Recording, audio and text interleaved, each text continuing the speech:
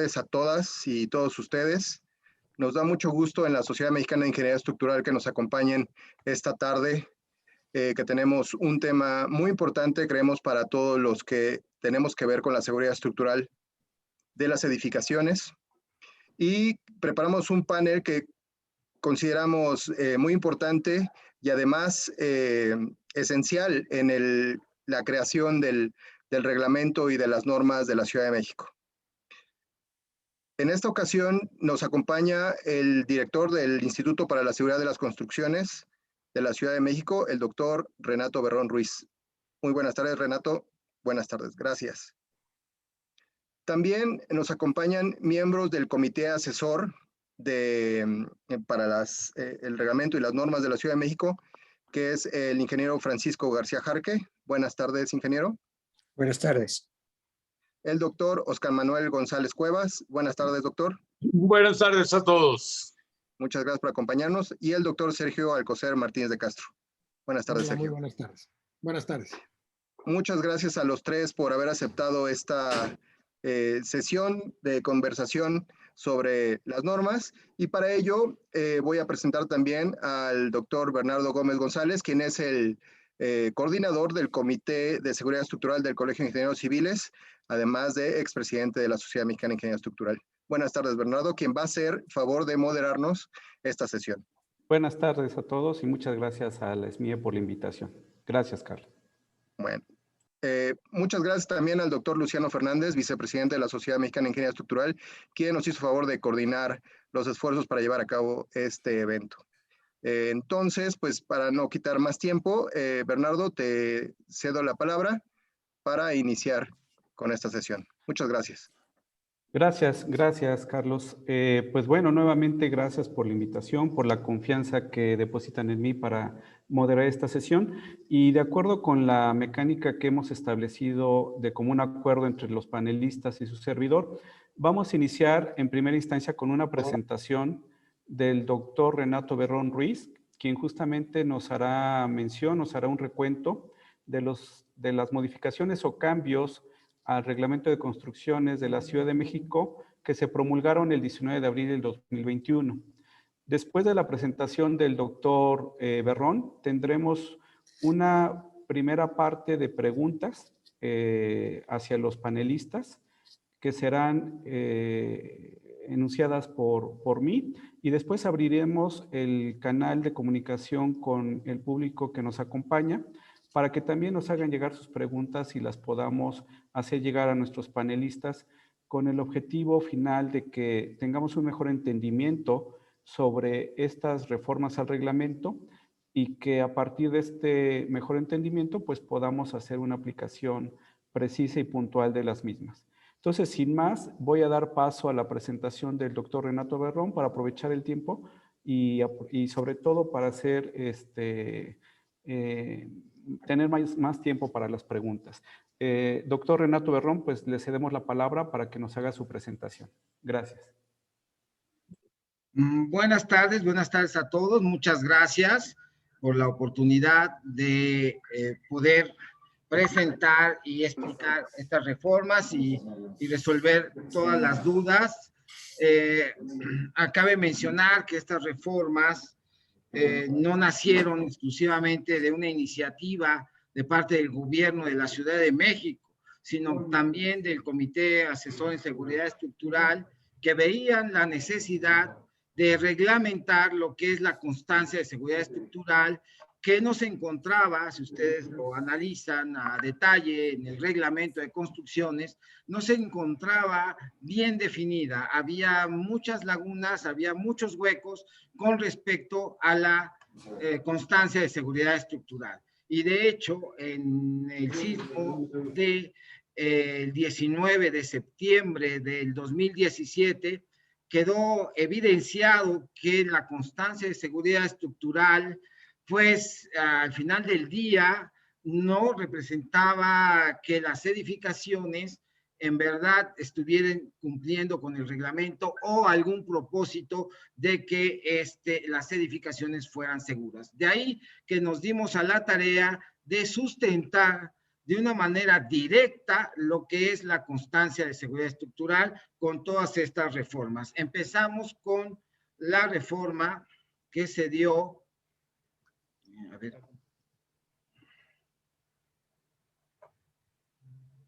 me permite nada más para encontrar el cambio. Ahí está. El artículo 71 fue la primera. Esto es un diagrama de flujo que creo que es una manera muy fácil de entender lo que pretende este artículo de poner en consideración como de manera obligatoria. Por ejemplo, la constancia de seguridad estructural debe de ser un instrumento que defina con toda precisión si el edificio cumple con los estados límites de falla y de servicio, y que esto sea avalado por un corresponsable en seguridad estructural. Más adelante, seguramente, los miembros del comité asesor en seguridad estructural nos van a ayudar a definir esto de cumplir el estado límite de falla y de servicio. Si no lo cumple, finalmente, este artículo nos manda a que el edificio tenga que ser rehabilitado. El proyecto de rehabilitación tendrá que ser avalado por un corresponsable de seguridad estructural y bajo esas condiciones ya podrá registrar la constancia de seguridad estructural en la alcaldía correspondiente. Repito, si cumple con los estados límites, el edificio no tendrá que ser rehabilitado, ya está cumpliendo, se registra la constancia. Si no cumple, tendríamos forzosamente, según este artículo, hacer un proyecto de rehabilitación y registrar la constancia posteriormente al proyecto de rehabilitación, a su ejecución, y todo esto avalado por un corresponsable en seguridad estructural. En este artículo se habla que la constancia de seguridad estructural debe basarse en inspecciones oculares, en estudios analíticos y de campo, en interpretación de los daños estructurales, en características como la antigüedad, la zona geotécnica, la estructuración, y cumplir con los aspectos enunciados en la memoria de cálculo que se especifica en el reglamento de construcciones en el artículo 53. De ahí se derivó el artículo 71 bis, que habla de la renovación de la constancia estructural. Es muy sencillo, cada 5 años, y si hay un sismo en ese lapso, con una aceleración registrada en la estación de la SCT de la Universidad Nacional Autónoma de México, y que ésta registre más de 90 centímetros sobre segundo al cuadrado, entonces se tendrá que renovar la constancia de seguridad estructural, o cuando así lo determine la administración.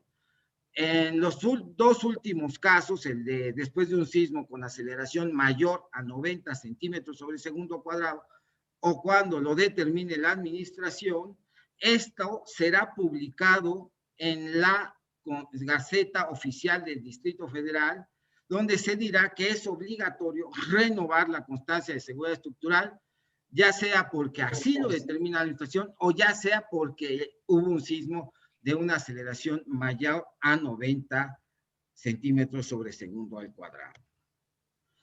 El artículo 71 ter es el que se refiere a las construcciones del grupo A y subgrupo B1, pero que no sean planteles educativos.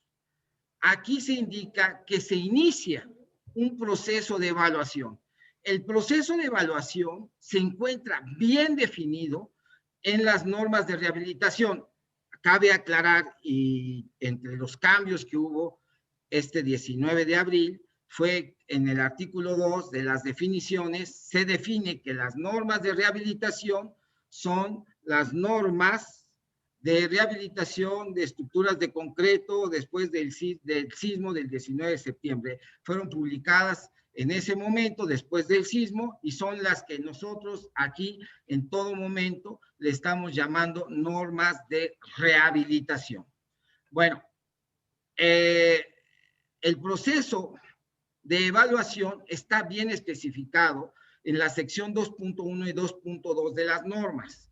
Podemos remitirnos a estas normas y ver en general, yo lo puse de una manera muy general, las acciones a seguir. Entre ellas son la inspección ocular, investigación y documentación, o sea, es la información básica del edificio, planos estructurales, si las tenemos o si no las conseguimos, ahí viene qué hacer, las propiedades de los materiales, ya sea que se hagan pruebas para obtener esas características de los materiales o los valores presupuestos por parte de la misma normatividad, y la identificación del sistema estructural, identificando los elementos que van a resistir tanto las cargas accidentales, llámese sismo, o las cargas gravitacionales, también la determinación del nivel de cumplimiento de los requisitos de la seguridad estructural. Esto es muy importante, ya veremos más adelante en qué consiste, y bueno, en fin, la clasificación de los efectos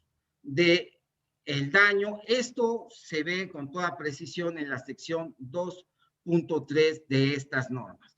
Ahí mismo, con toda esta información que se obtiene, que es toda una serie de documentos que sustentan al final del día la determinación que va a tomar el corresponsable en seguridad estructural para definir en qué código se encuentra la estructura, ya sea código verde, código amarillo o código rojo. Estas son las tres diferentes secciones que se encuentran en esta norma. La verde es aquella edificación que no presenta daños estructurales, y sus daños no estructurales, en elementos no estructurales, son mínimos, muy ligeros o no hay. Y la sección 2.3.3.3 es el código amarillo, donde se definen aquellas edificaciones que sin daño estructural, pero presentan daño ligero o daño intermedio o grave, daño ligero no estructural o no hay daño, y daño intermedio o grave en los elementos no estructurales.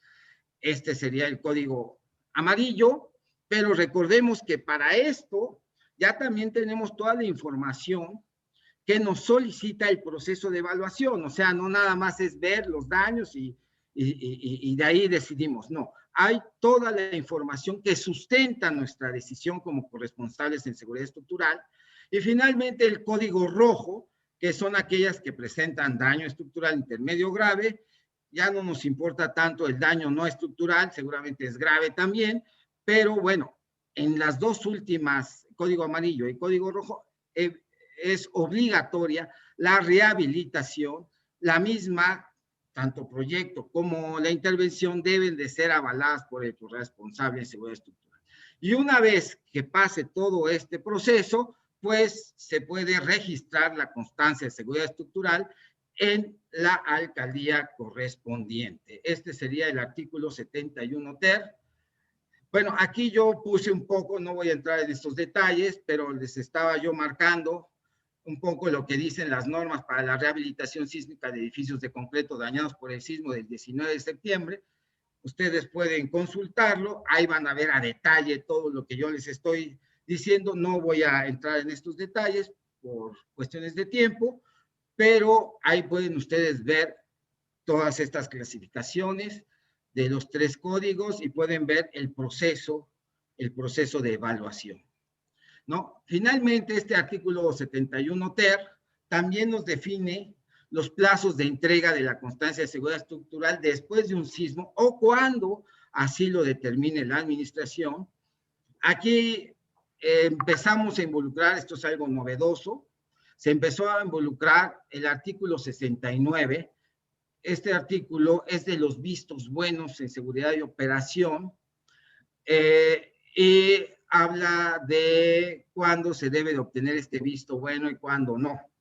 Pero nosotros aprovechamos su clasificación para poder nosotros exigir la constancia de seguridad estructural en función del tipo de edificio, en función de su uso, de sus características. Por ejemplo, para los edificios hospitales y clínicas, estaciones de combustible, plataformas de aterrizaje y despegue, estamos considerando que son edificios del grupo A, subgrupo B1, y dentro del artículo 69, fracción sexta. Y esos tienen 15 días hábiles para presentar su constancia de seguridad estructural. Bueno, alguien se preguntará si es suficiente estos 15 días hacer todo este proceso de evaluación. Recordemos que estamos hablando que es después de un sismo intenso, donde pues hay ciertas condiciones de urgencia, entonces tenemos que hacer nuestro máximo esfuerzo. Damos 30 días para la fracción 5 del artículo 69, que son ascensores, escaleras mecánicas, montacargas, mecanismos de tránsito, electromecánico, en fin. 60 días para lo que son artículo 69, fracción 2 y 3, cines, teatros, auditorios, discotecas, estadios, hoteles, canchas de tenis y de front tenis, albercas, billares, en fin. Todo esto viene en el artículo 69, fracción 2 y 3. Y finalmente 90 días para edificios del grupo A, subgrupo B1, artículo 69, fracción sexta, cuarta y sexta. Circos, carpas, ferias, juegos mecánicos, en fin.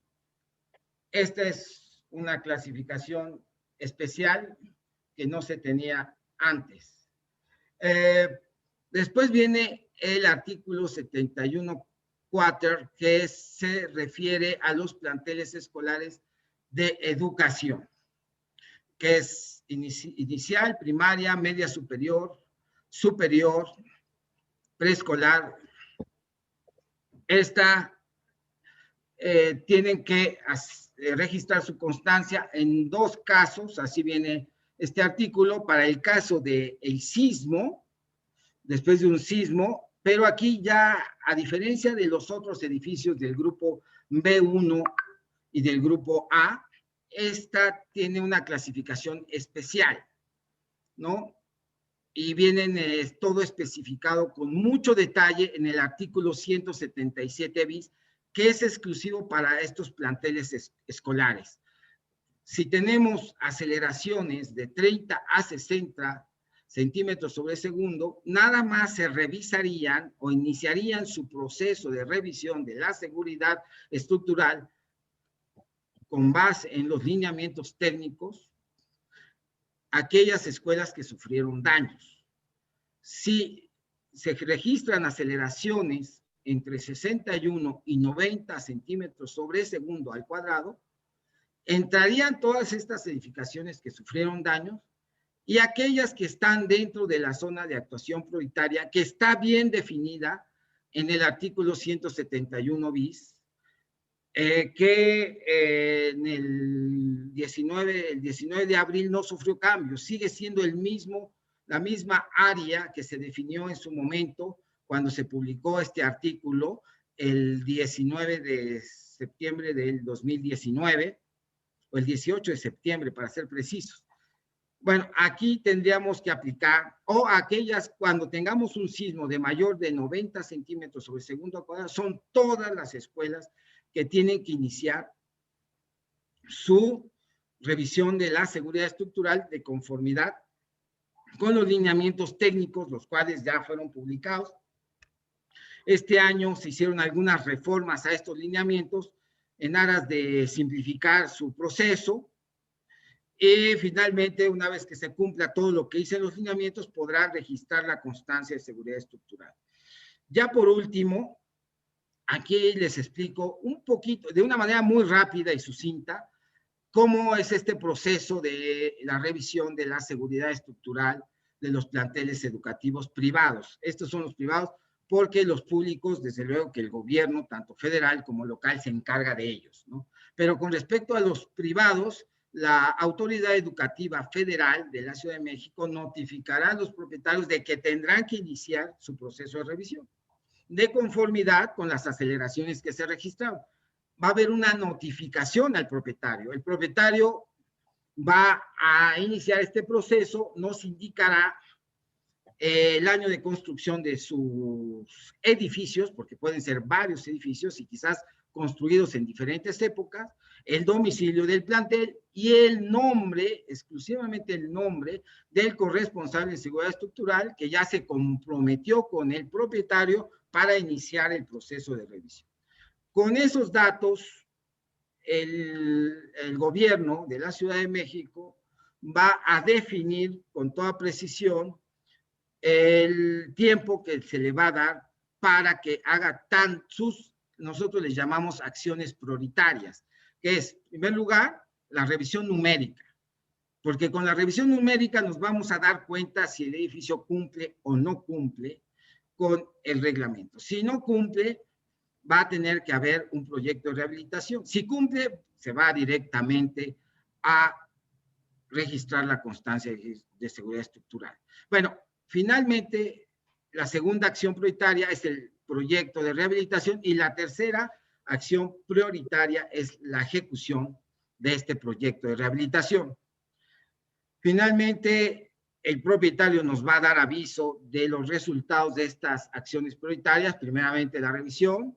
Él mismo, avalado por un corresponsal en seguridad estructural, tendrá un tiempo límite para presentar esta revisión y nos daremos cuenta si el edificio cumple o no cumple. Si cumple, como dije, pues ya directo a la constancia. Si no cumple, bueno, tendrá que hacer un proyecto de rehabilitación con base y tomando en cuenta la guía técnica para la rehabilitación de edificios escolares. El proyecto de rehabilitación tendrá que ser registrado en el instituto y el propietario va a iniciar la intervención de la edificación de acuerdo al proyecto de rehabilitación y una vez que se termine y el corresponsable lo avale, pues finalmente se obtendrá la constancia de seguridad estructural, ¿no? Esto sería el proceso. Y bueno, ya finalmente hubo cambios adicionales en otros artículos, el 179, donde se establece que el dictamen técnico de estabilidad y seguridad deberá realizarse de conformidad con las normas técnicas complementarias para la revisión de seguridad estructural.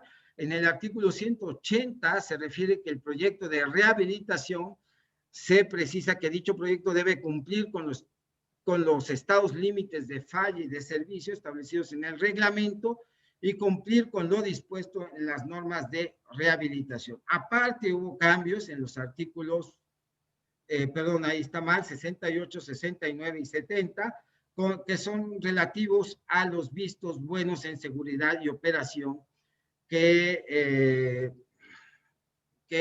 son cuestiones nada más de definir dónde se obtiene este visto bueno y a qué se refiere. Se refiere justamente a las instalaciones de las obras, no tanto a la seguridad estructural.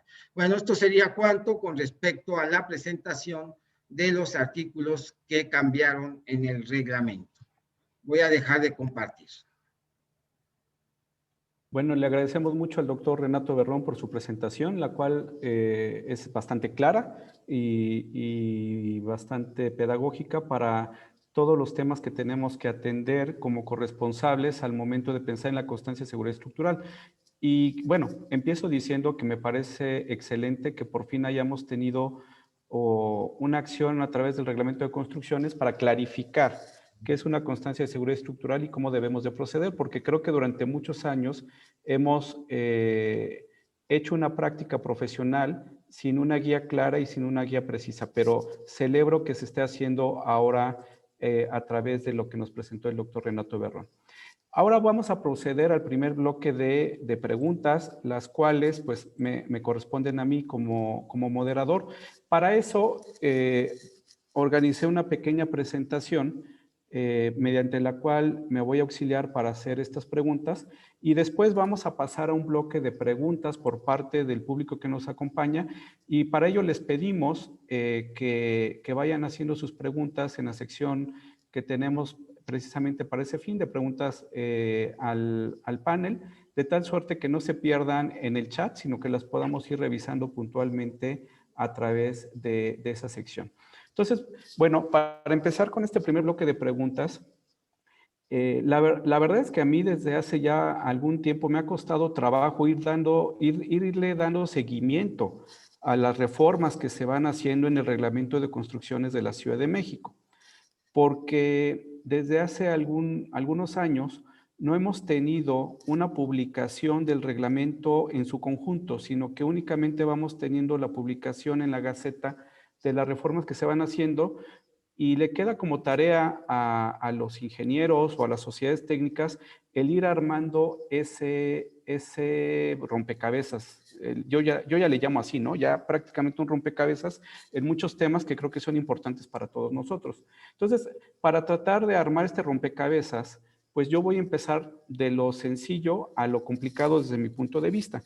Y esta organización, pues la comienzo a partir del capítulo 10, que habla de las construcciones dañadas, partiendo de que serían los artículos que justamente estaríamos aplicando después de un sismo y en donde es evidente o casi evidente lo que tendríamos que hacer, ¿no? Entonces, no voy a repasar todos los artículos, simplemente estoy poniendo aquí en color rojo lo que se modificó o se cambió en el artículo 177 que ya mencionó el doctor Renato, y coloco en verde ahora lo que se está publicando. Cabe decir que, por ejemplo, la sección 4 del artículo 177 se había derogado el 26 de julio de 2019 y ahora en la reforma del 19 de abril de 2021 vuelve a aparecer, modificada, pero vuelve a aparecer. Entonces, tuvimos una derogación de esta sección y vuelve a aparecer, creo que para bien porque se clarifica bastante, pero es parte justamente de lo que comento en respecto al seguimiento que debemos de estar dando para estar al tanto de las modificaciones que se dan. Entonces, paso a las preguntas. Aquí, en lo que se publica en el artículo 177, en la sección justamente esta que estoy marcando en verde, donde se dice que además de llevar a cabo la evaluación conforme al capítulo 11 de las normas técnicas complementarias para la revisión y la seguridad estructural de las edificaciones, hay que, a través de procedimientos analíticos, medir el grado de cumplimiento de la edificación o de la instalación en revisión de los estados límite de falla y de servicio del presente reglamento. Y entonces aquí va la primera pregunta.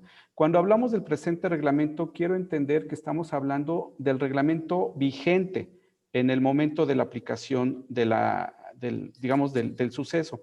Pero cuando se refiere al grado de cumplimiento, específicamente ¿a qué se refiere con el grado de cumplimiento? Es decir, ¿sería válido que cumpla en un cierto porcentaje o es necesario que cumpla al 100% los requisitos reglamentarios? ¿Y qué procede si se determina que no cumple al 100%? Ahora, no hay que perder de vista que la gran mayoría de las edificaciones que vamos a estar evaluando a través de estos procedimientos, pues son edificaciones que se diseñaron y construyeron muy probablemente con una normatividad previa. Y entonces, pues los límites de servicio y de resistencia o falla o colapso, pues fueron otros y se medían de otra manera. Entonces, para entender este grado de cumplimiento, ¿qué nos podrían comentar?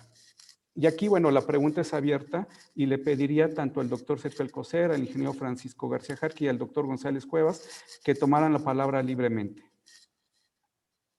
Si me permite, doctor, desde el punto de vista de que seguramente el doctor Alcocer y el doctor González Cuevas darán opiniones muchísimo más profundas en este aspecto, yo quisiera tomar la iniciativa desde el punto de vista del artículo 177.3. Para mí, como proyectista de estructuras, el aspecto del concepto de estructuración, de los criterios que deben de imperar, son fundamentales para lograr comportamientos adecuados. Independientemente de que se respeten las normas, de que se conozcan las normas, de que los reglamentos esté uno familiarizado con ellos, de que se hagan buenos análisis, creo que este inciso 3 es fundamental. Aquí indica que el sistema estructural no sea idóneo. Creo que una de las verdaderas importancias a la cual todos los participantes, que veo que son casi 600, deben de abocarse, es a propiciar, a buscar sistemas estructurales congruentes, sistemas estructurales lógicos, sistemas estructurales que permitan un análisis sintetizado y que permitan evaluar con precisión las condiciones de las excitaciones a las cuales se van a encontrar las estructuras.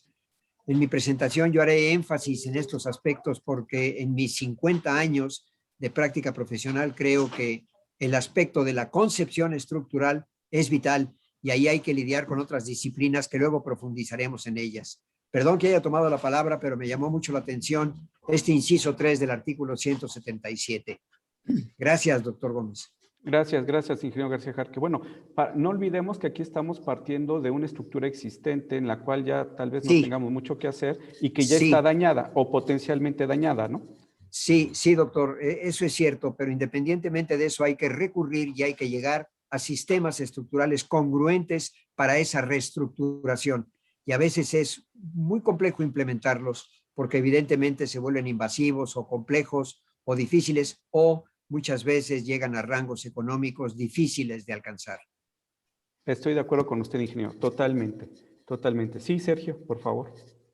Bueno, primero que nada, muy buenas tardes y muchas gracias por la invitación. Y antes de tratar de contestar tu pregunta, Bernardo, quisiera señalar que tanto el doctor González Cuevas, el ingeniero García Jarque y un servidor fuimos comisionados por el Comité Asesor en Seguridad Estructural para trabajar con el equipo del doctor Renato Berrón en estos artículos que habían sido, como bien mencionaba el doctor Berrón, detectados por todos los asistentes, la gente de la práctica, y que habíamos recibido comentarios en el Comité Asesor en Seguridad Estructural. Entonces, lo que hicimos fue, pues en este grupo, hacer una propuesta integral de la modificación de artículos que tenían que ver con estructuras dañadas, no únicamente por sismo, aunque en mente teníamos pues especialmente el daño por sismo. Entonces, si bien estamos aquí nosotros tres, en realidad estamos representando al Comité Asesor en Seguridad Estructural que nos comisionó para realizar esta labor.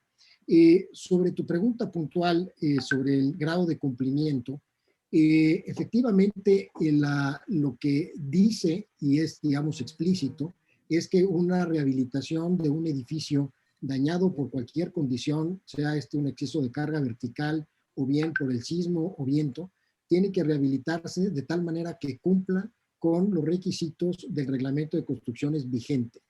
Entonces, ciertamente, si la estructura es de 1942 y se tiene que rehabilitar, pues tiene que cumplir con los estados límite de falla y de servicio. Por ejemplo, el caso de estructuras de concreto, capítulo 5, tiene 5 estados límites de falla que hay que revisar, que es su resistencia a flexión, flexocompresión, fuerza cortante, torsión y aplastamiento.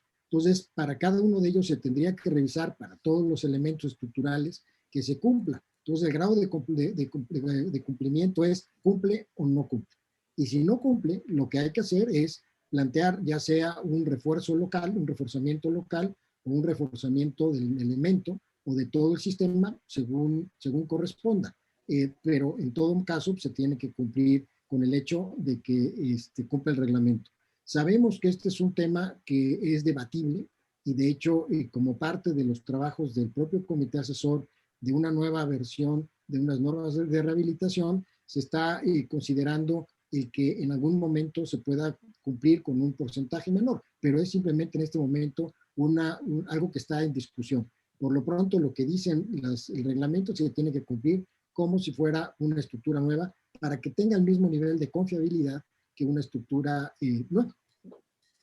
Correcto, Sergio. Y bueno, de hecho, precisamente tratándose de estructuras dañadas, también lo que marca la norma de rehabilitación de edificios dañados por el sismo de 2017 es que justamente tiene que cumplir con el reglamento vigente, pero además con ciertas condiciones en términos de los factores de resistencia más conservadoras, partiendo del hecho de que es un edificio que ya fue dañado y que tiene un debilitamiento adicional, ¿no? Entonces, digamos que para las estructuras dañadas, que es a lo que se refiere este artículo 177, queda claro que se tiene que comparar su capacidad sismorresistente contra los requisitos del reglamento actual vigente y que deben de cumplir al 100% esos requisitos. Si no cumplen al 100% esos requisitos, que el propio sismo seguramente ya nos lo indicó a través de los daños, pues habrá que rehabilitarla para que cumpla con esos requisitos. Perfecto. La siguiente diapositiva pues es nada más para hacer referencia de algo que yo me había perdido. Sí, Renato. Bueno, yo nada más quisiera hacer un comentario muy importante con respecto de esto que tú acabas de preguntar. Nada más es aclarar y complementar la respuesta de Sergio. Aquí sucede que antes, y hay que fijarnos, lo que se hacía antes para obtener la constancia de seguridad estructural de cualquier edificio. Yo creo que todos aquí, todos los corresponsables en seguridad estructural que están presentes, saben perfectamente bien qué hacían ellos para dar la constancia de seguridad estructural de cualquier edificio. Y la verdad, no se hacía mucho. Entonces tomábamos decisiones a ciegas. Y eso es muy peligroso. Entonces, lo que se pretende aquí es que el corresponsable en seguridad estructural se haga de documentos, de resultados, que sustenten su decisión de dar o no dar la constancia de seguridad estructural. Claro, muchos de ellos van a decir, muchos corresponsables, bueno, es que es mucho trabajo. Sí, cóbrenlo. Sí, hay que hacerlo, pero ya no vamos a aceptar que se dé una constancia de seguridad estructural sin un análisis, sin un documento que sustente la decisión del corresponsable de decir, aquí está la constancia de seguridad estructural. Porque vayan y pregúntenle a los jueces cómo ellos interpretan la constancia de seguridad estructural. Y por ahí partamos. Y por ahí analicemos lo que ahora exige el reglamento de construcciones. ¿Sería cuánto? Gracias, Renato. Bueno, estoy totalmente de acuerdo con lo que comentas. Ahora, vuelvo a insistir, este capítulo 10, por el cual empecé, porque desde mi punto de vista es el más sencillo de interpretar, en tanto que si un edificio o una estructuración ya fue dañada por el sismo, o por cualquier otra circunstancia que no fuera el sismo, porque también puede haber sido dañada por el uso, falta de mantenimiento o algún otro evento que acabara dañándola, evidentemente hay un tema de capacidad resistente que nos está anunciando que debemos de hacer algo en el edificio, ¿no? Y entonces, en ese sentido, en las estructuras dañadas, creo que la aplicación es muy clara y evidente. Por eso es que empecé desde ahí. La verdad es que ya el resto de los artículos los estoy poniendo solamente como referencias para quienes nos acompañan, porque tal vez les ocurra lo mismo que a mí. Yo no sabía que el inciso B del artículo 177 bis había entrado en vigor a partir del 26 de julio de 2019. La verdad es que me enteré al estar preparando esta presentación. Falta mía, porque yo como corresponsable y como ingeniero soy responsable también de enterarme de los ajustes y modificaciones, reformas del reglamento. Pero es probable que algunos de los colegas tampoco supiera que estas reformas se han venido dando en los tiempos, en diferentes tiempos, porque además se dan en tiempos diferentes. Este es el mapa que tú ya señalaste, Renato, que lo pusiste en la presentación. Entonces, se responde a la pregunta que yo tenía. Es justamente el mapa que debemos de tomar como referencia para la toma de decisiones en el sentido que anota el artículo 177 bis y entró en vigencia a partir del 26 de julio del 2019. Estos son temas, creo que menores, son adecuaciones que se fueron haciendo en los artículos 179, de igual manera que en los artículos anteriores. En rojo pongo lo que se quitó y en verde pongo lo que se está reformando. Y aquí creo que algo que es bastante sano y conveniente para la interpretación es que se está eliminando la palabra refuerzo y renovación y se está poniendo un término más amplio que engloba ambas, que es el de rehabilitación.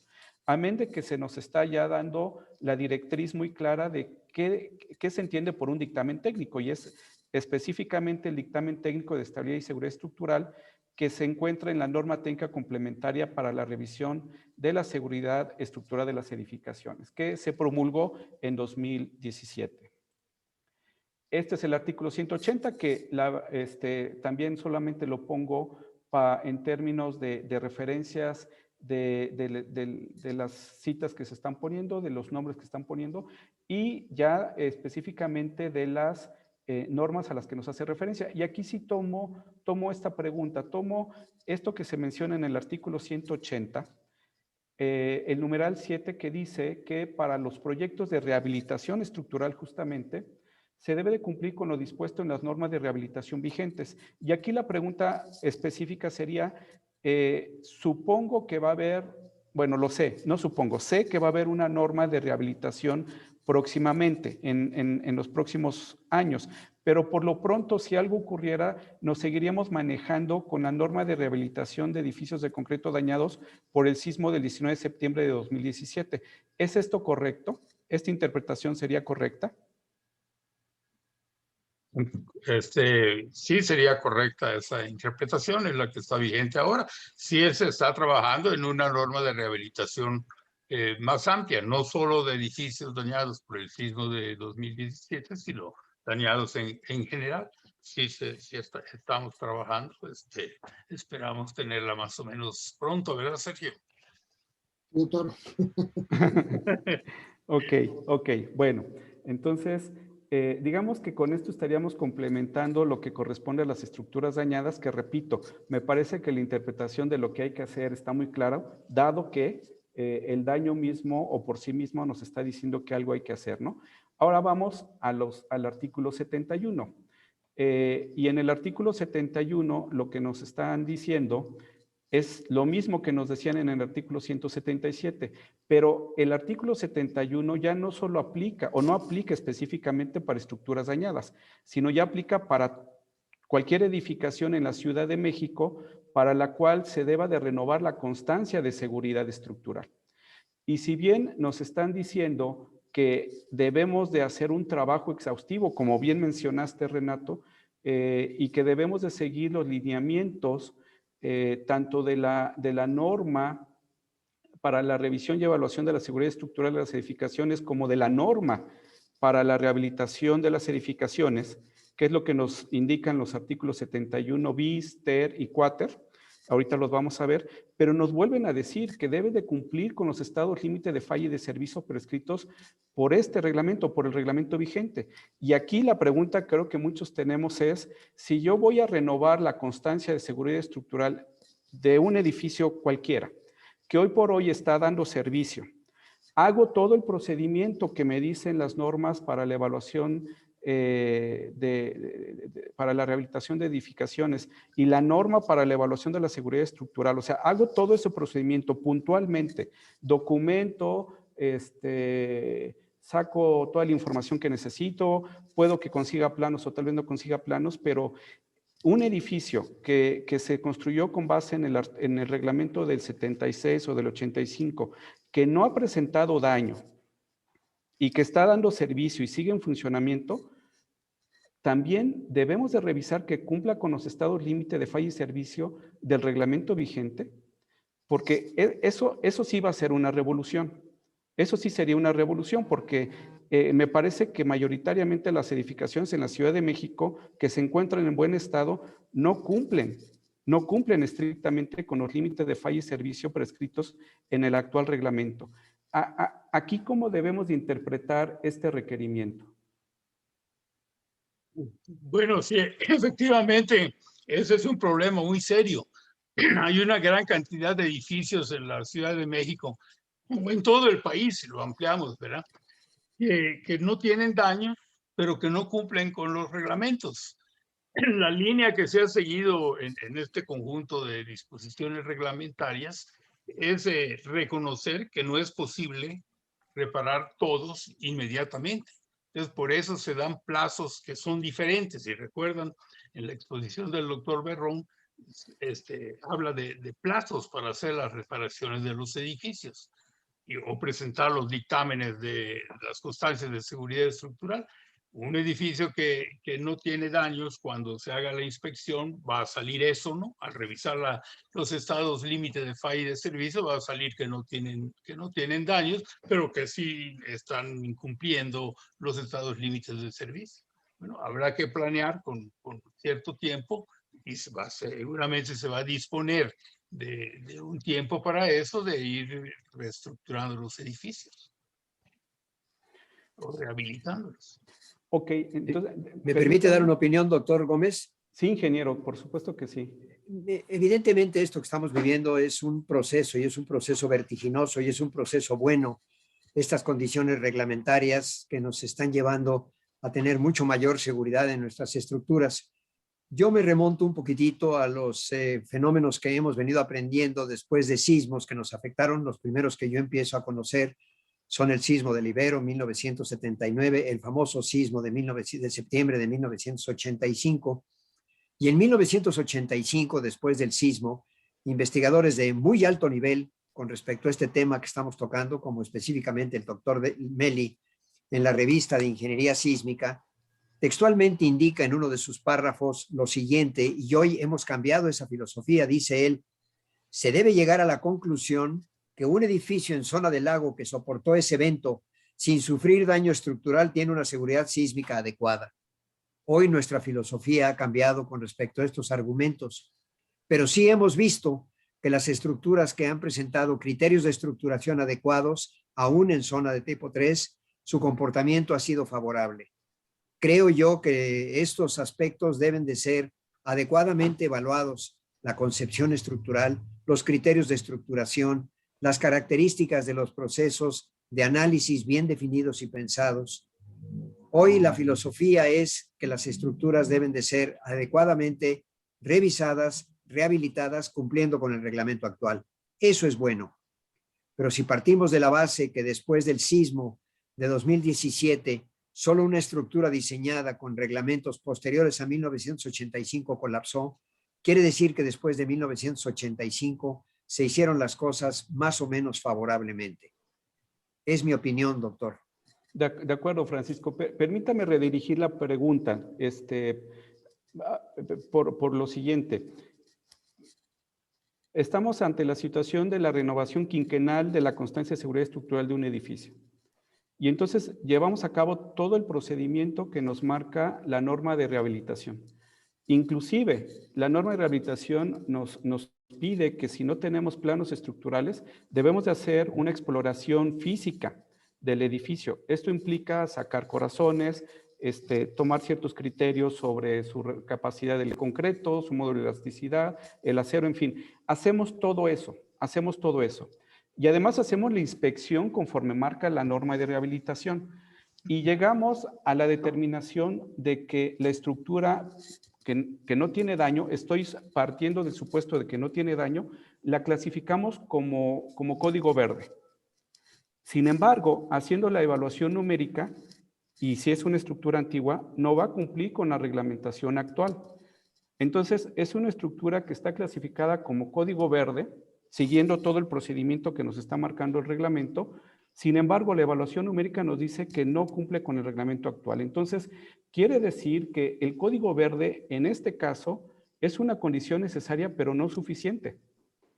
Y entonces estaríamos en una circunstancia en donde la mayoría de las veces vamos a estar cayendo probablemente en lo que sería un código amarillo, que aquí no está claro porque si el edificio no tiene daños, pues no podríamos clasificarlo como amarillo, pero no va a cumplir con la evaluación numérica. Entonces, eso implicaría que le tendríamos que decir al propietario que tiene 12 meses para reforzar su edificio antes de darle la constancia de seguridad estructural, bueno, aquí se habla de que puede mantenerse en operación, pero sí implicaría que a partir de ya, de la aplicación de esta normatividad, estaríamos dándole tiempo perentorio a los dueños de los edificios para que refuercen su edificio en 12 meses. Y si fuera un edificio, digamos, de un corporativo, pues bueno, seguramente no les va a gustar, pero lo tendrán que hacer.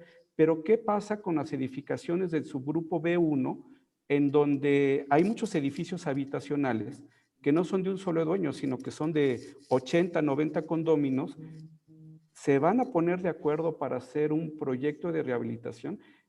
Yo creo que detrás de la preocupación de la interpretación del artículo 71 está ese tema que no tiene que ver nada más con la parte técnica, sino también con la parte económica, comercial y social. Doctor Gómez, es un tema complicadísimo, definitivamente, llegar a esas condiciones. Seguramente ahorita el doctor Berroy, el doctor Alcocer y el doctor Manuel González darán su opinión, pero con esa filosofía, con ese criterio, va a ser muy, muy complejo llegar a soluciones que satisfagan todos los requisitos reglamentarios. Sí, Renato. Bueno, a ver, primeramente, estos artículos marcan un proceso de evaluación. O sea, el proceso de evaluación no nada más es el estudio analítico como lo pones.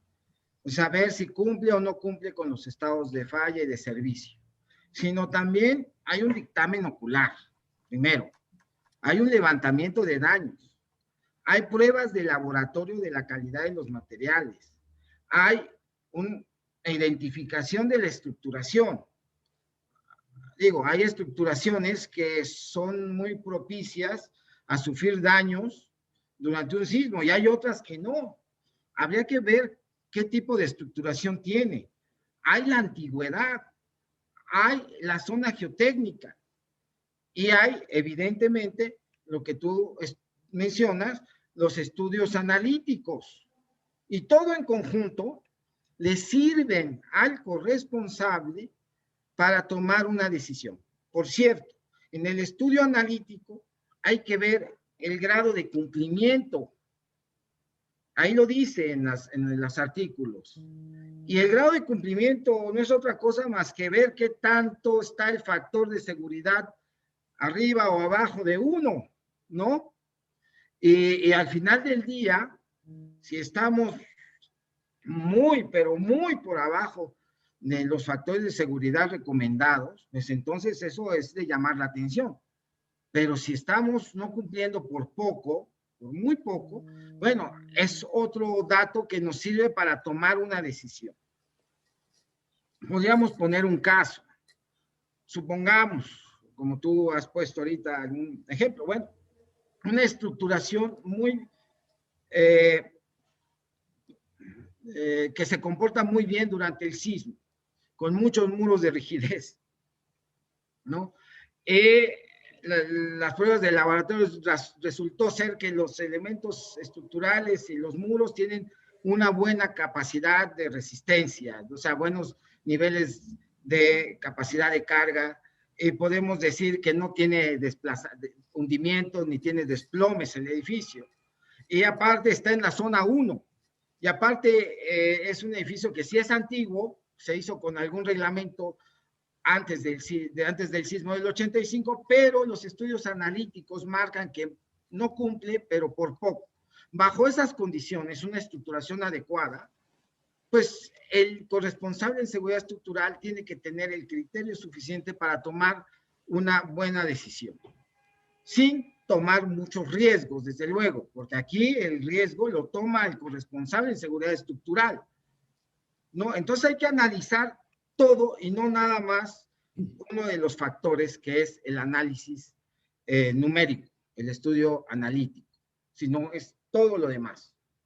Gracias, Renato. Pero bueno, aquí lo que me preocupa de manera particular es que el artículo 71, en su primer párrafo, dice que debe de cumplir con los estados límite y un juez no va a entender de si casi cumple o casi no cumplió.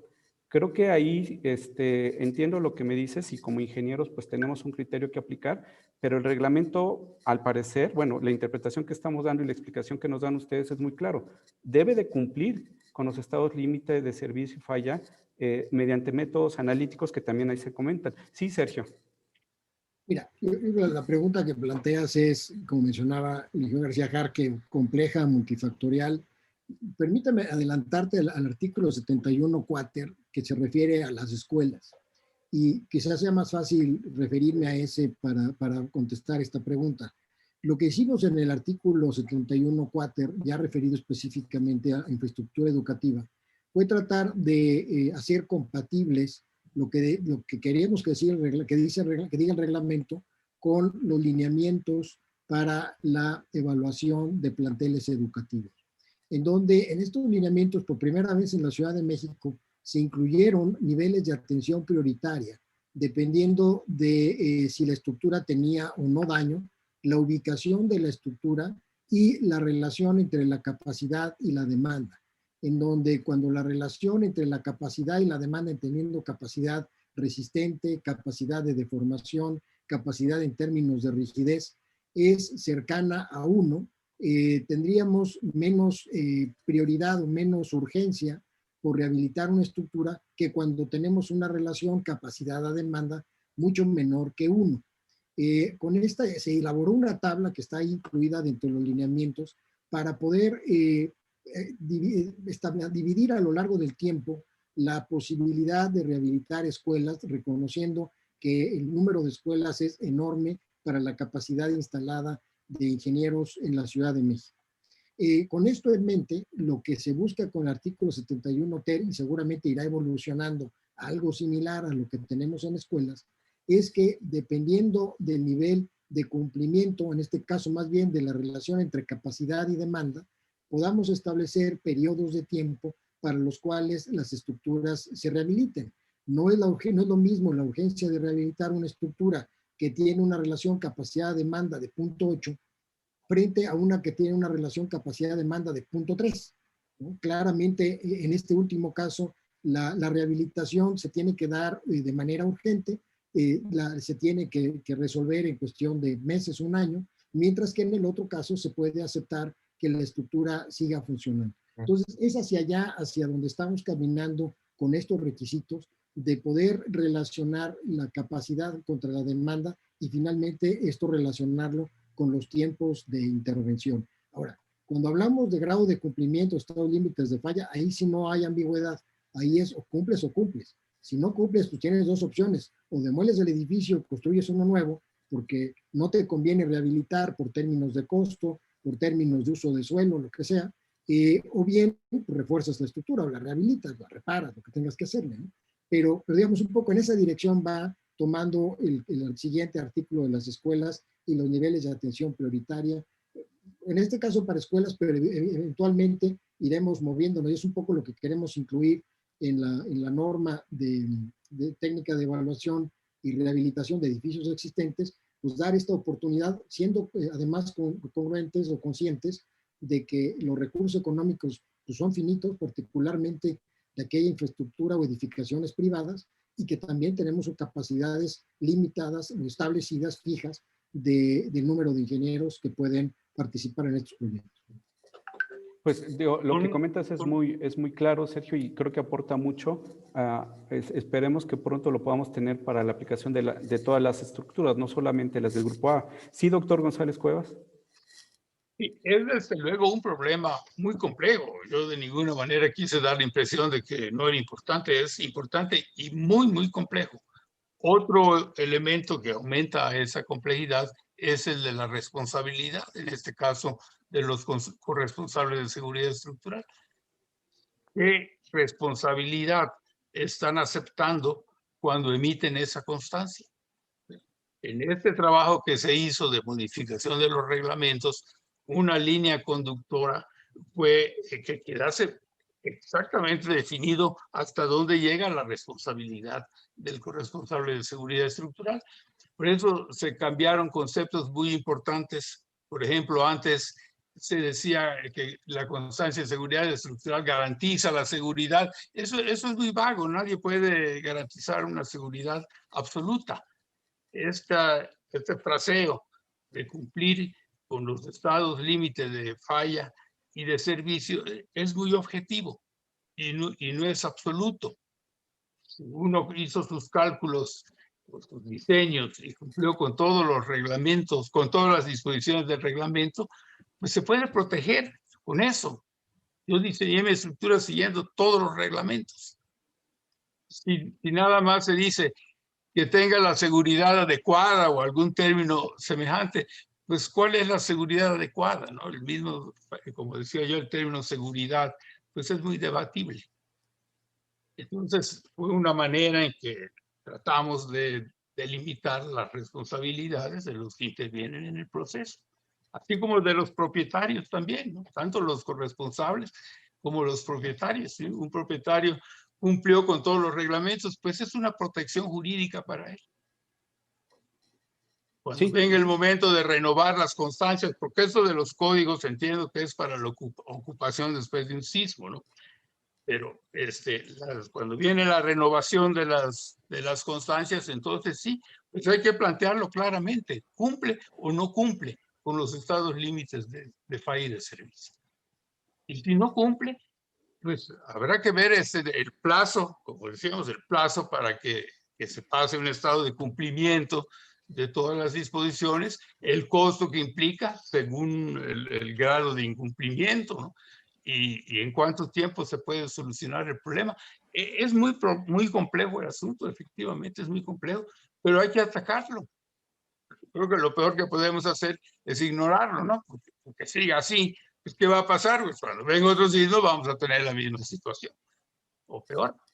porque además hay que tomar en cuenta el daño acumulado de los edificios. Los edificios de la ciudad han tenido daños en los sucesivos sismos y eso los debilita. Entonces, De acuerdo. también hay que tomarlo en cuenta. Sí. De acuerdo, doctor. Además de que ese costo va hacia el erario público, ¿no?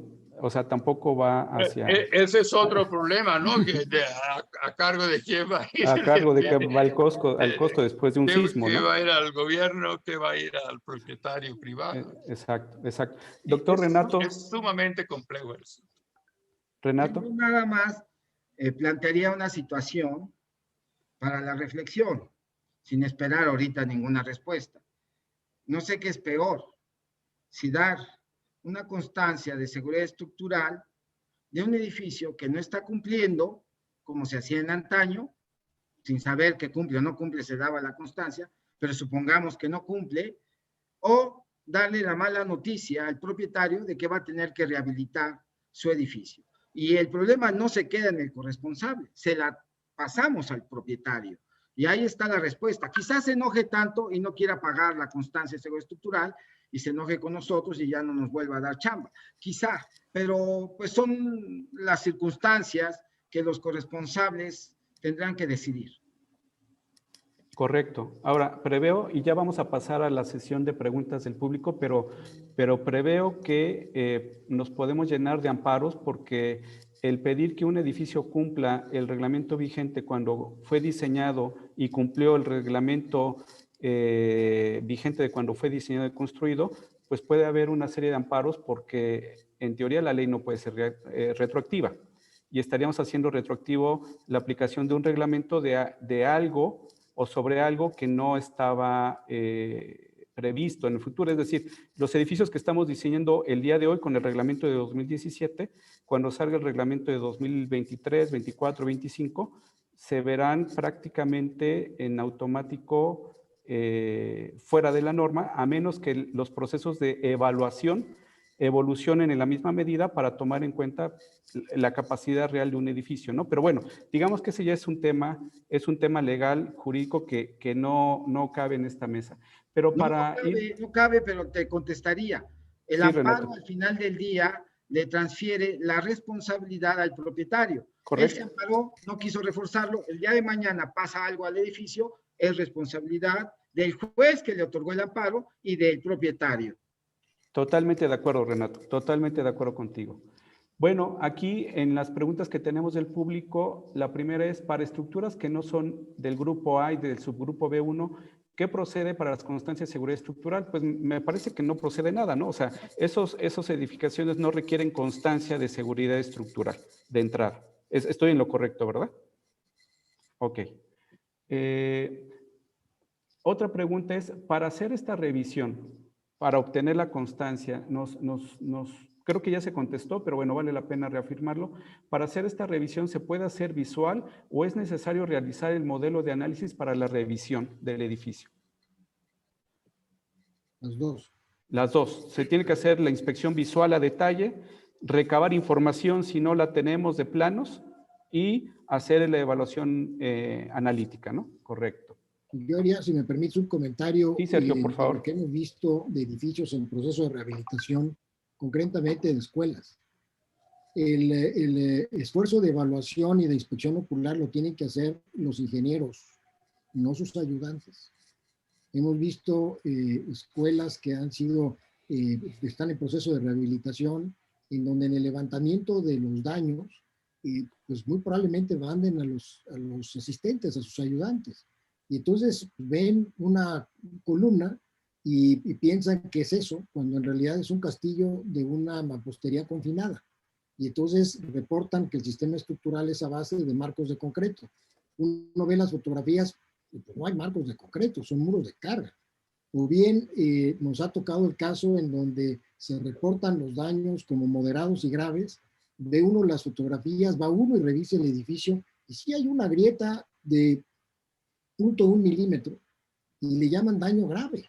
Entonces sí creo que es muy importante, apoyándose en los documentos que existen para identificar daño, que vayan los ingenieros responsables del proceso de diseño de la rehabilitación para que constaten que el levantamiento que están haciendo sus ayudantes verdaderamente está bien hecho. Si se parte de un levantamiento equivocado, tanto en términos del sistema estructural como del daño que puedan tener, pues la técnica de rehabilitación a la cual se va a recurrir o la combinación de técnicas puede ser equivocada o en muchos casos exagerada, onerosa, ¿no? Correcto, correcto, Sergio. Y mira, lo que comentas es muy importante porque justamente ya las normas de rehabilitación y de evaluación de edificaciones nos dan parámetros muy precisos y claros sobre los pasos a seguir para hacer ese trabajo. Entonces ya se puede hacer un costeo razonable en tiempo del costo que se debe de invertir. Pero estará en la mira en el futuro cercano, Renato, tener un arancel para las constancias de la misma forma que ya lo tenemos para el resto de los trabajos de los corresponsables, o eso sí seguirá estando a la libre demanda y oferta en el mercado. Renato. Preguntaba si habrá en el futuro cercano aranceles para las constancias o eso ya queda o quedará ya permanentemente a la oferta y la demanda en el mercado.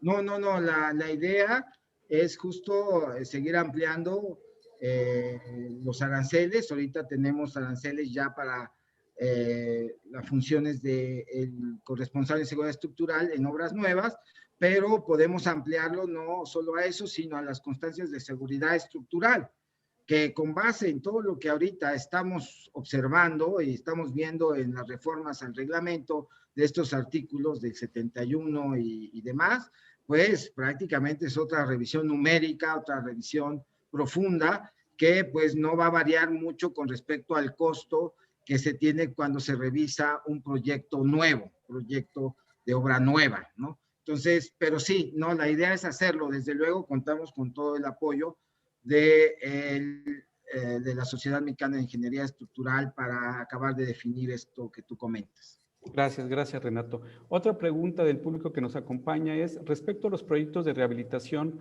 cuando se tienen 5 o 6 cuerpos en una escuela, ¿se dará más tiempo para realizar los proyectos y para ejecutar las obras?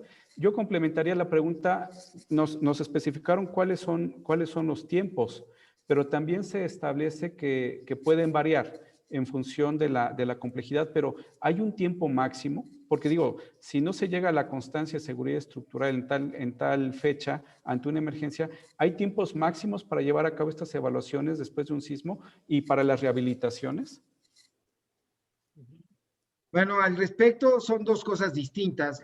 Lo que preguntan en el chat con respecto a los tiempos, si la escuela tiene muchos cuerpos, pues no, hay un tiempo que se define en función de sus características de estructuración, en función de su antigüedad, en función de su zona geotécnica donde está desplantado el plantel educativo, pero no está en función del número de edificios. O sea, ese tiempo, desde luego también en función de los daños, o sea, de lo que se afectó el edificio, y no está en función de la dimensión.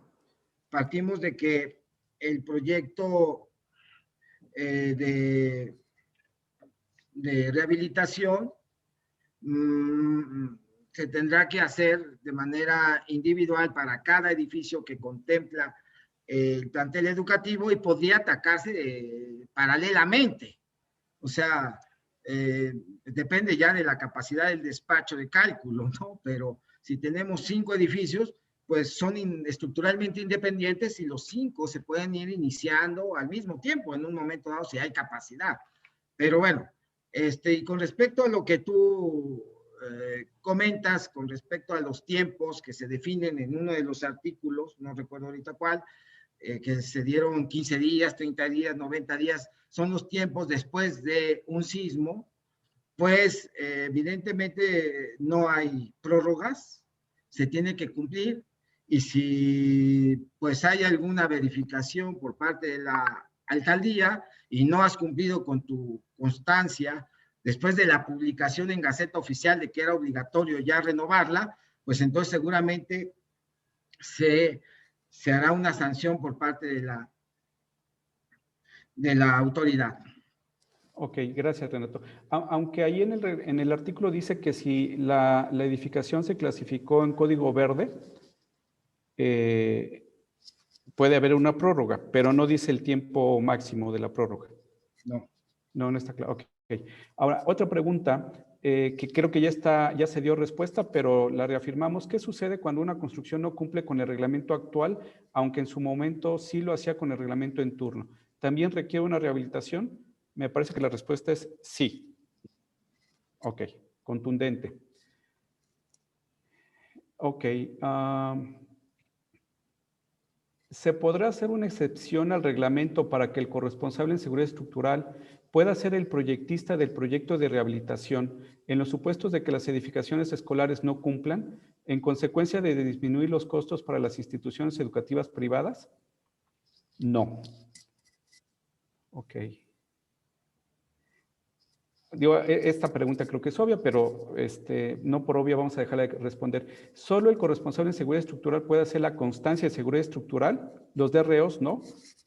Pues no, solamente un corresponsable en seguridad estructural puede generar una constancia en seguridad estructural. Así es. Ok. Perdón, Al respecto, bueno, Sí. primero Sergio. Sergio, sí, Sergio. Gracias. Andaba regresando a la pregunta anterior sobre la posibilidad de que un corresponsable sea el proyectista. Lo que buscamos con ello es que exista una revisión cruzada del proyecto. Estamos hablando de estructuras grupo A, estamos hablando de una escuela, de un hospital, de una instalación que ante una emergencia urbana debe seguir funcionando. Lo que estamos buscando con ello es que más de 2 ojos revisen ese proyecto. Por un lado está el proyectista y por otro lado estará el corresponsable en seguridad estructural que trabaje de la mano desde el inicio y en algunos casos habrá algún otro tipo de revisión.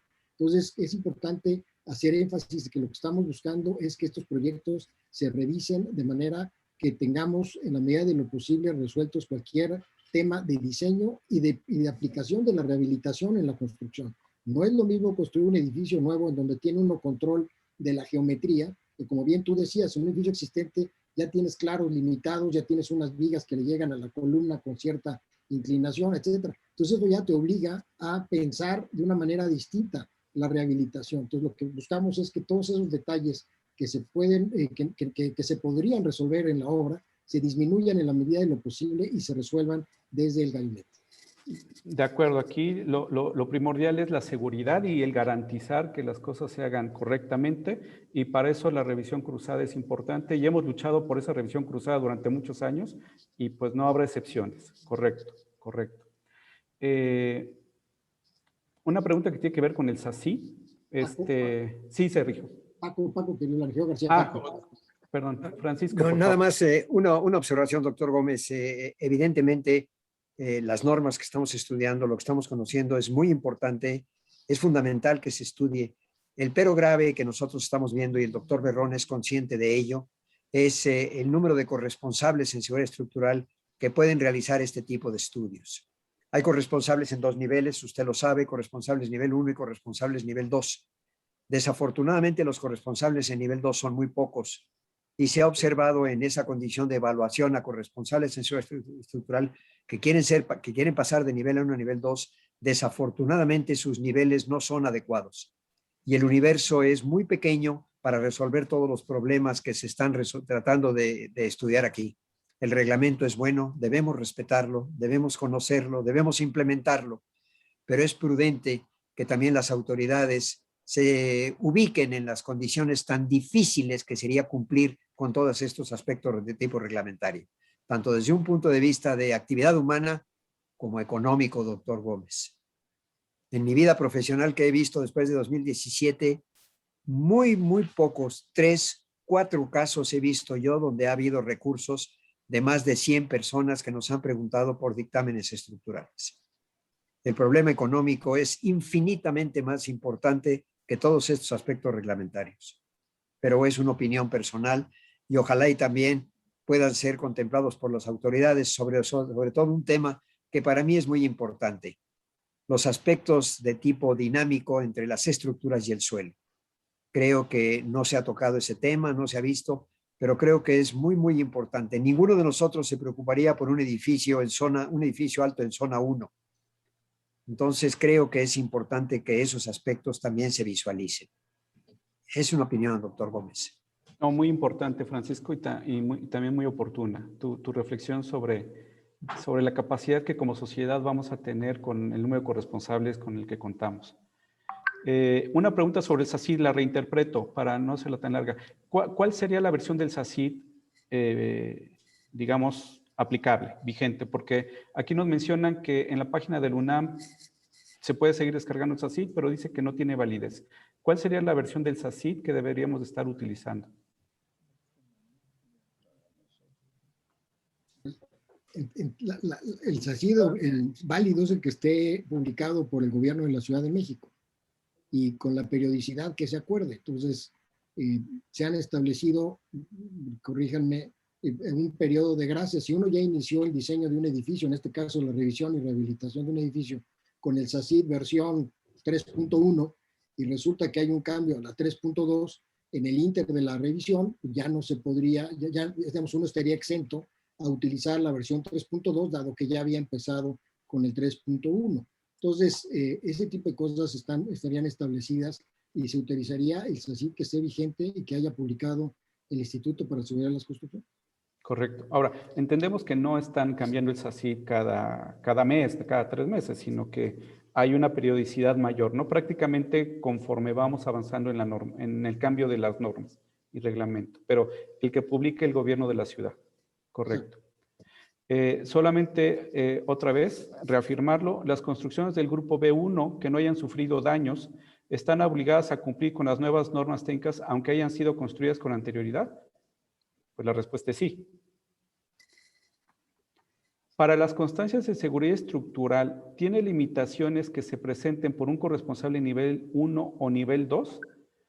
Pues entiendo que esto dependerá de la clasificación que tiene la norma de evaluación de la seguridad de las estructuras, ¿no? Hay una tabla donde claramente se establece qué tipo de corresponsable debe de actuar, tanto para obra nueva, entiendo que eso es para obra nueva, pero entiendo que es extensivo para las constancias de seguridad estructural, ¿no? Entonces, con base en la tabla que se encuentra en la norma para la evaluación de la seguridad de las edificaciones. Ok. Bueno, ¿qué mecanismos se prevén reforzar por parte del gobierno de la Ciudad de México para que haya una mayor vigilancia, supervisión y evaluación de todas las edificaciones educativas? ¿Debería ser periódica y obligatoria? Bueno, con respecto a las edificaciones educativas, pues hay todo un programa ahorita, ¿no? La Autoridad Educativa Federal, que actúa aquí en lo que es la Ciudad de México, ha mandado una notificación a todas las escuelas privadas para iniciar su proceso de revisión de seguridad estructural. O sea, prácticamente lo que hemos estado discutiendo de hacer la revisión, si cumple o no cumple, si no cumple el proyecto de rehabilitación y todo esto, bueno, desde luego que ha habido un acercamiento por parte de todas las escuelas privadas con nosotros, con el gobierno. Hemos tenido reuniones con todos ellos. De hecho, mañana yo tengo otra reunión más con todas las escuelas privadas, porque, bueno, a raíz de la pandemia, pues han tenido un problema económico serio. El 30 y tantos % de las escuelas privadas han cerrado por completo. Y el resto de las escuelas pues han sufrido muchísimo con su matrícula, ha bajado considerablemente, o sea, sus ingresos han disminuido. Hace rato se hablaba de problemas económicos para las escuelas, en verdad los tienen. Nos han expuesto su problemática económica que tienen todas las escuelas y después llegamos nosotros a exigirles que empiecen a hacer su revisión de seguridad estructural, pues desde luego que pues, se enojaron. Entonces, lo que nosotros pretendemos es ayudarlos, justamente, ¿no? Justo me he estado reuniendo con el secretario de Desarrollo Económico y se está planteando hacer una especie de ayuda como se dio en el sismo del 17, ahora con las escuelas, al menos ayudarlos con sus proyectos de rehabilitación. O sea, y desde luego que estoy por iniciar pláticas con las sociedades de reos y de corresponsables para que de alguna forma sus cobros acerca de por los proyectos, sean cobros razonables, con algún descuento, en fin, vamos a tratar de hacer todo lo posible porque las escuelas privadas tengan todo tipo de apoyo y ayuda, no solamente del gobierno, sino de la comunidad de DROs y de corresponsables, para que puedan al menos desarrollar sus proyectos, su revisión numérica, que es muy importante, a ver si cumplen o no cumplen, de ahí su proyecto de rehabilitación, y ya veremos después si tenemos dinero o no para ejecutar esos proyectos, que es la parte difícil, pero bueno, es todo un proceso, el gobierno está metidísimo en esto, desde luego que todo esto surge a raíz de los problemas que se vivieron en el sismo del 17 con una escuela en particular, que es lamentable y que pues ahora pues no queremos jamás que nos vuelva a pasar. Gracias, gracias Renato. Otra pregunta es, en el artículo 177 bis se contemplan 2 métodos de verificación. Solo se mencionó el método simplificado. ¿Sigue vigente, el levantamiento físico? Bueno, entiendo que hay que hacer los dos, ¿no? El levantamiento físico No, y el... ¿no? Lo explico. Ok. El método simplificado, en aras de ahorrar tiempo y tener un programa en el cual pues se venga cumpliendo esta necesidad de reforzar las edificaciones de escuelas privadas, se creó este método simplificado que con ciertos datos muy específicos, como es la antigüedad del inmueble o de los cuerpos que conforman un plantel educativo, con la ubicación geotécnica de este edificio, con nivel de daños, podríamos nosotros definir los tiempos en los cuales ellos deben de presentar sus acciones prioritarias, o sea, la revisión numérica, el proyecto de rehabilitación y la ejecución de la obra. Se definen esos tiempos, ¿no? Bueno, todo esto en estos momentos se está desarrollando con el método simplificado.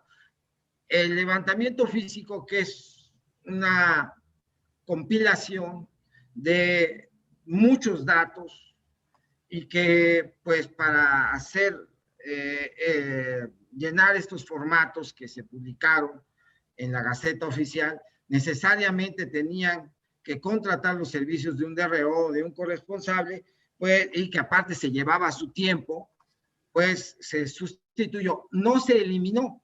Aquel plantel educativo que quiera usar el método de levantamiento físico lo podrá hacer, si lo desea. No se eliminó. Es una alternativa. La otra alternativa es el método simplificado, que no tienen la necesidad de contratar a un especialista, no tienen que hacer gasto por consecuencia, y es mucho más rápido, nada más nos tienen que informar ciertos datos muy simples, ¿no? Y a partir de ahí, eso es lo que se está haciendo. En estos momentos, esa fue la reforma que salió en febrero, creo que en febrero, y ahora pues todas las escuelas optaron por este método simplificado. Hay algunas raras que optan por el otro método, pero en eso estamos. De acuerdo, Renato, muchas gracias.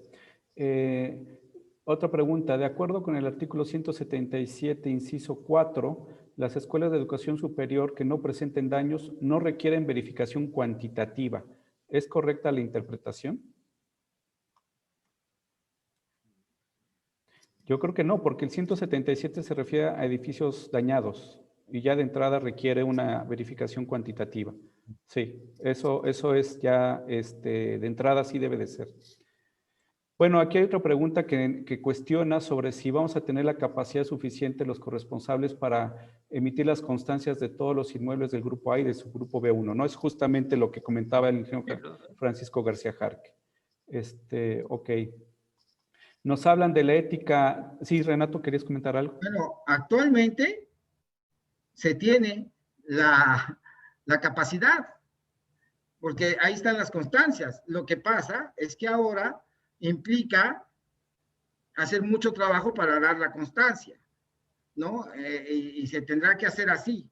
pero los DRO y bueno, los corresponsables están dando las constancias por todos lados ahorita, pero ya no va a ser tan fácil darlas, ¿no? Ahora el reto es darlas con el sustento numérico que se está pidiendo.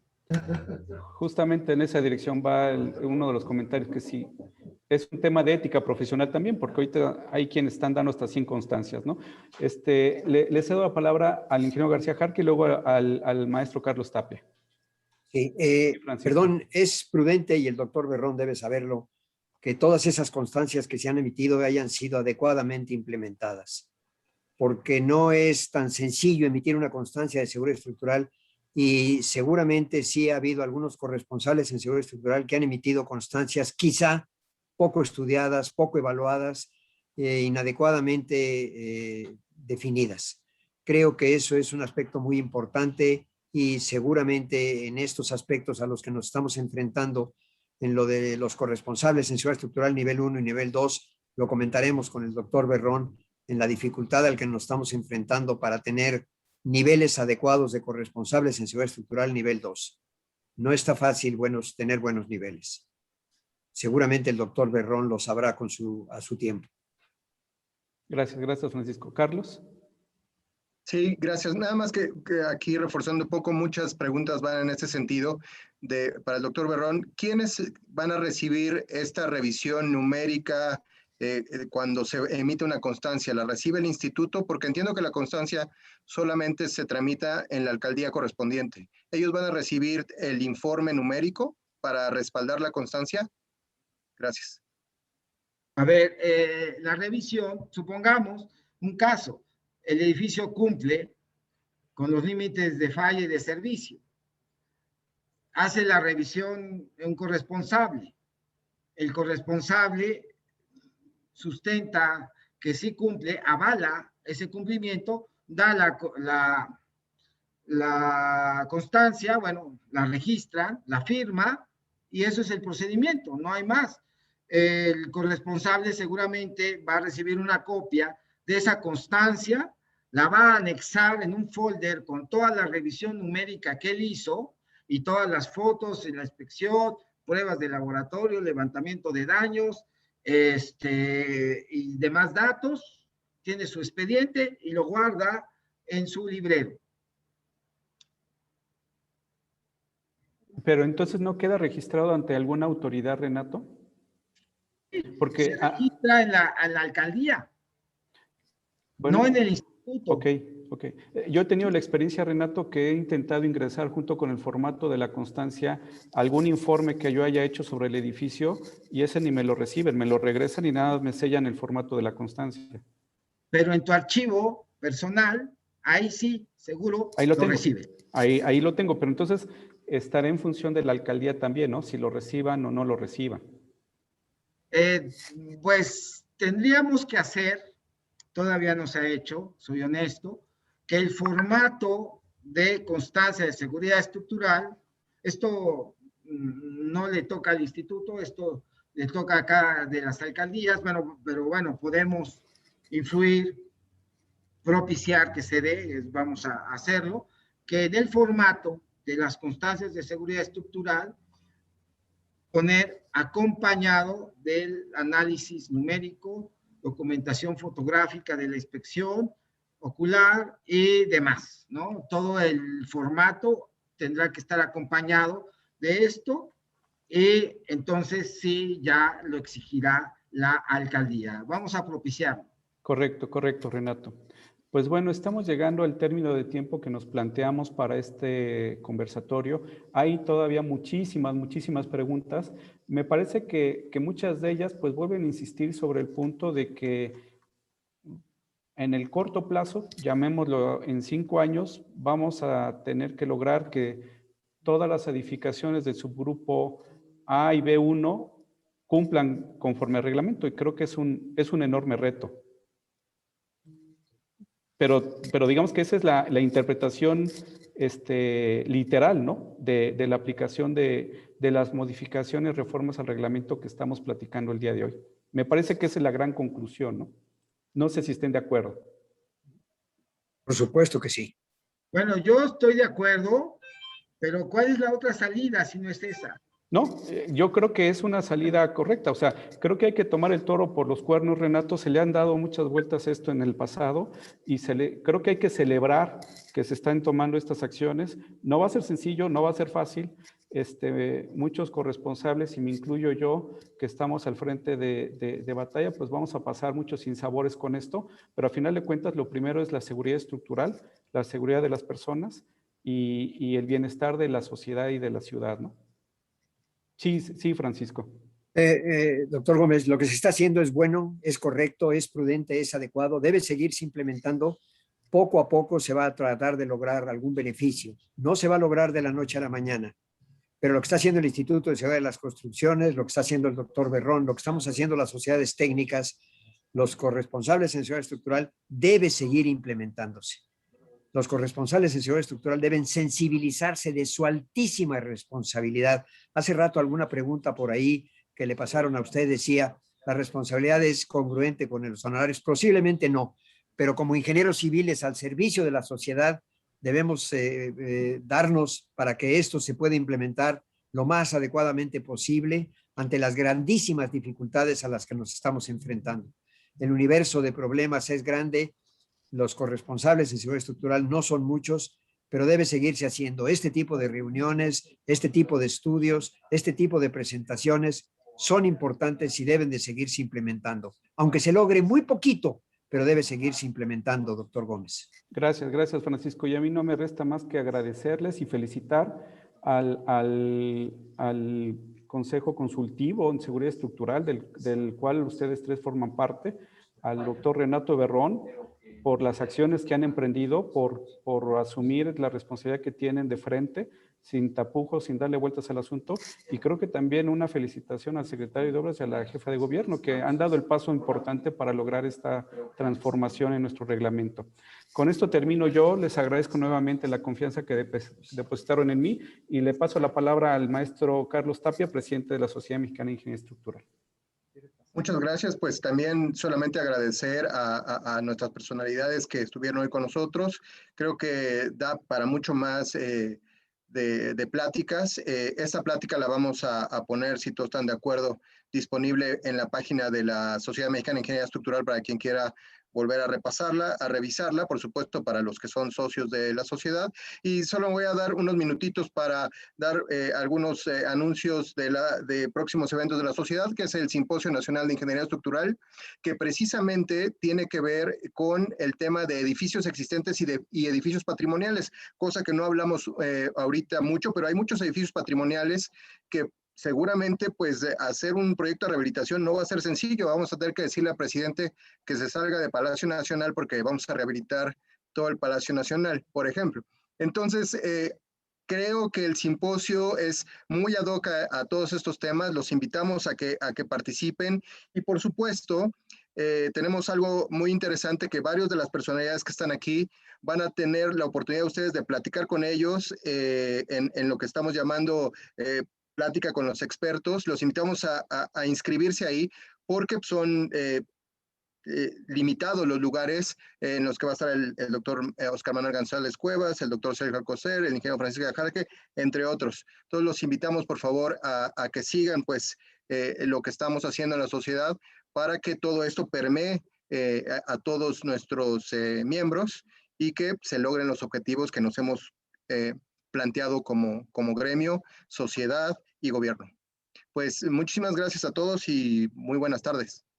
Gracias, ingeniero Tapia. Buenas tardes. Buenas tardes a todos. Gracias, cuídense mucho. Un abrazo, hasta luego. Tardes. Hasta luego.